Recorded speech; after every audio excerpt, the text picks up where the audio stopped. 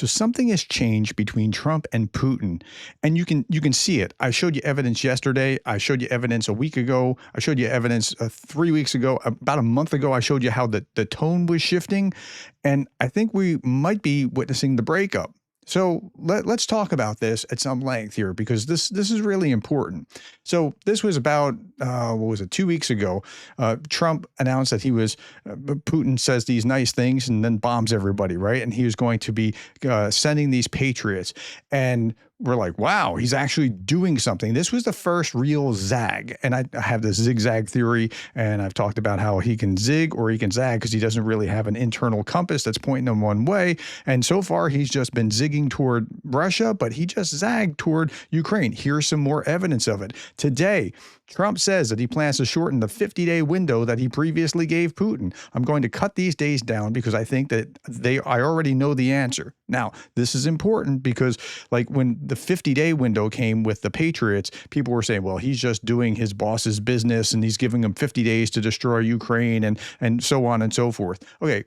It looks like he's actually shifting, like acknowledge the shift here. I get it if you're skeptical. I really do. I understand that, but I think something has shifted. And so 50 days has been shortened. Now, I showed you this yesterday, the deal.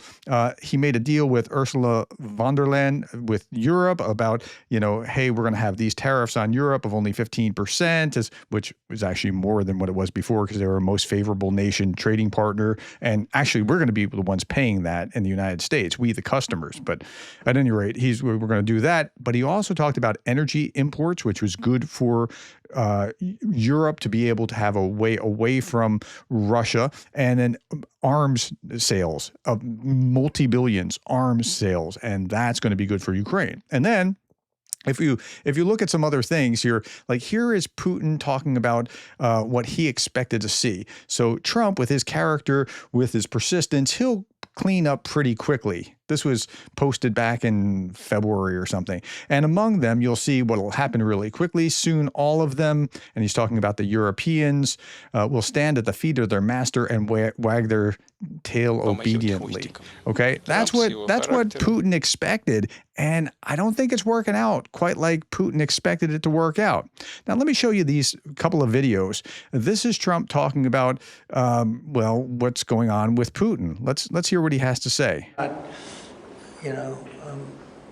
I'm not so interested in talking anymore. He talks, we have such nice conversations, such respectful and nice conversations, and then people die the following night with a missile going into a town and hitting, recently, I guess, the nursing home, but they hit other things. Whatever they hit, people die. Okay. So the two really interesting things to take away from that. One, Trump is saying that he's not interested in talking anymore. All Trump wanted to do all along was talk. And it was like, another 2 weeks, I'll make a decision. Another 2 weeks, I'll make a decision. Another 2 weeks, I'll make a decision. He gave him ample time. So that's part one. And then the second one is Trump is really wanting to see himself in the mold of someone who should be receiving the Nobel Peace Prize for making peace and saving lives and that sort of thing. Like he's really all about that kind of thing now. And I know it's a weird shift for him, but that's what he's been trying to talk to a lot lately. Okay, let's look at the second clip here. And thank you to Greg Terry who gave me these clips with the translations. I saw the text of them, but I didn't have the actual translated clip. When I say the translation, I have captions on it because 2/3 of my audience is international English speaking, but this helps. Okay, at any rate, here we go. Earlier you said that you were going to change the deadline from 50 days. So what is your new deadline? What can we expect? I'm going to make a new deadline of about 10 or 12 days from today. There's no reason in waiting. There's no reason in waiting.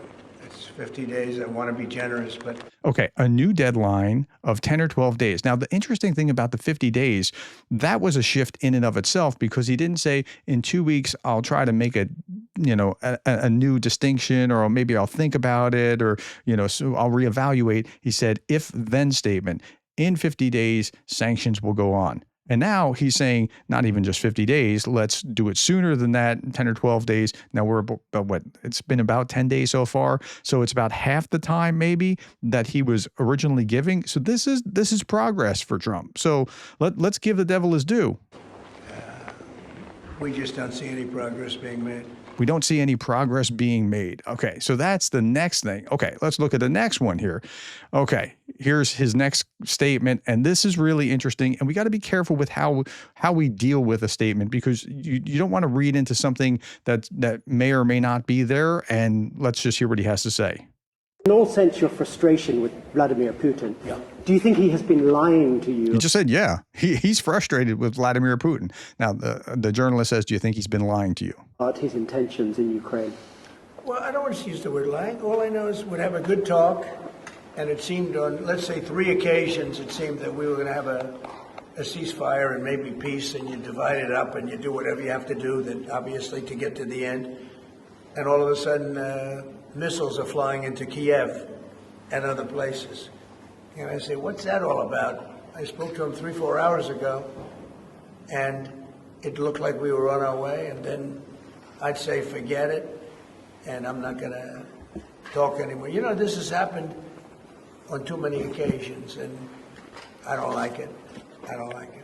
Okay, so let's play that over again and show you the salient parts. You just heard it. Let's go and listen to it again. We can all sense your frustration with Vladimir Putin. One, he's frustrated with Putin. Everybody knows that. Yeah. Do you think he has been lying to you about his intentions in Ukraine?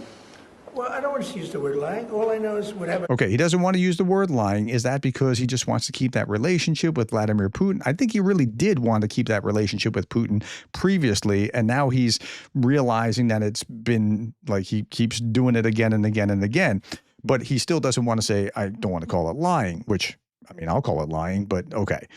good talk, and it seemed on, let's say, 3 occasions, it seemed that we were going to have a ceasefire and maybe peace, and you divide it Listen to this. And you divide it up as you do and whatever. up, and you do whatever you have to do, that obviously to get to the end. Okay, now that's really the point of contention. Is it just that, you know, he and Putin divided up, or is he talking broader that, you know, the Ukrainians aren't going to be fully satisfied, the Russians aren't going to be fully satisfied, but you got to a peace agreement and it's over.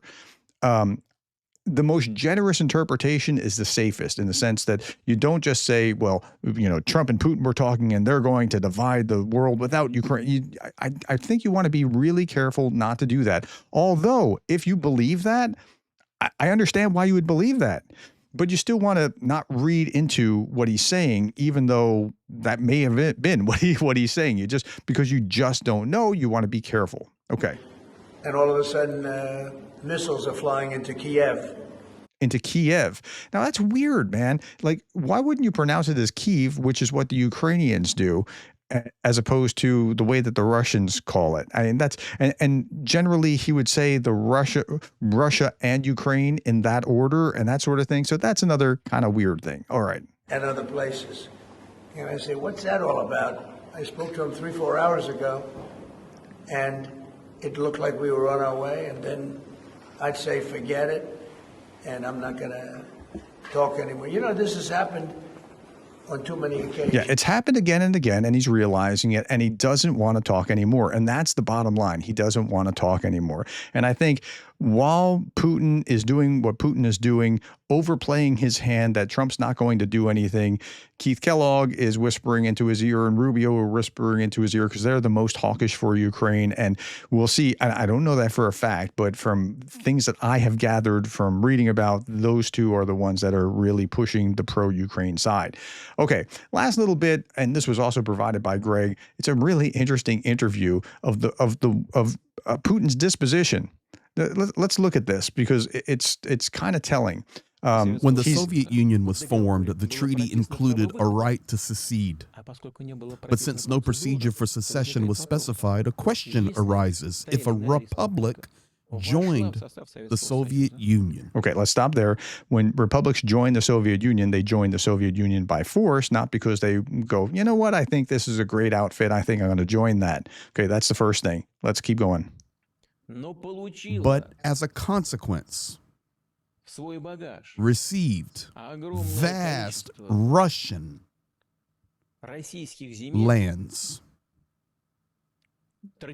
territories that were historically and traditionally Russian, and later suddenly they decided to leave the Union, it should have at least left with what it came with, without taking the territorial gifts it received from the Russian people. Okay, this is Putin's disposition. He won't quit because this is the way that he sees the world. Okay, so with that, let's go back out and let's go to this. I'm going to leave you with this last little image. I saw this. Trump losing his patience with Putin is like, and you see this truck about to hit this and then it goes to a different angle and a different angle and a different angle. And I get that you feel this way, but I think something has shifted.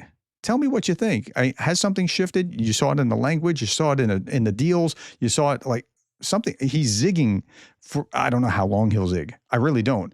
I can't predict how long he'll zig, but there are clear zigs. And if you disbelieve me or disagree with me, put it in the comments below. Thank you for your time, the likes, the shares, the subscribes, and thank you for being the kind of person that cares about Ukraine.